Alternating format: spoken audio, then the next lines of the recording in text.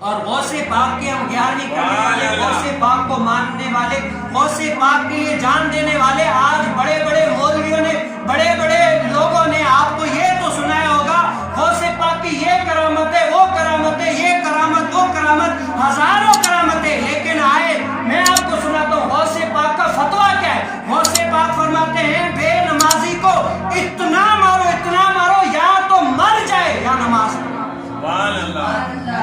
غوث پاک کی کرامتیں تو بہت سنی ہوگی، لیکن غوث پاک کا فتویٰ بھی تو سن لو۔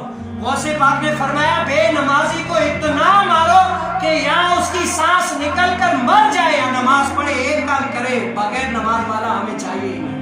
جو اللہ کے آگے جھکے نا، وہ لوگوں کے آگے کیا جھکے گا، لوگوں کے ساتھ کیا اچھا کرے گا؟ جو رب کے حقوق ہے وہ ہی نہیں ادا کر رہا تو اور لوگوں کے کیا ادا کرے گا؟ عمر بن خطاب فرماتے ہیں بے نمازی کو کبھی بھی قرض نہیں دینا۔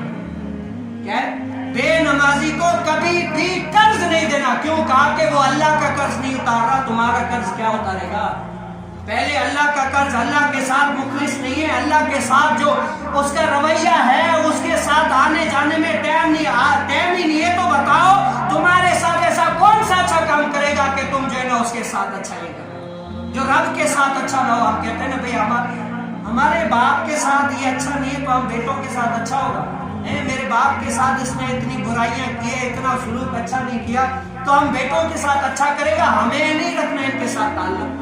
یہی ہے آج دیکھ لیں، انسان اپنے رب تعالیٰ کے ساتھ اچھا نہیں ہے تو بتاؤ اور کے ساتھ کیا ہوگا؟ اور یہ انسان جو ہے نا ہر جمعے میں اکثر میں یہی کہا کرتا ہوں کہ جب تک انسان اپنے آپ کو سنوارے نہ، یہ الفاظ میرے جو ہے نا بہت پرانے کے، آپ سن کے بھی تھک گئے ہوں، حالانکہ بہت پرانے، آپ جب تک انسان اپنے آپ کو سنوارے نا، دیکھیں یہ ضروری نہیں ہے کہ لاکھ مجمع آئے تب جو ہے نا، جو ہیں وہی پکے ہو جائے نا، لوگ دیکھ کر ان کو آ جائیں گے، جو ہیں وہی ہمارے جو ہے نا لوگ صحیح طریقے سے نہیں آتے۔ تو ہم دیکھیں کہ ہم کن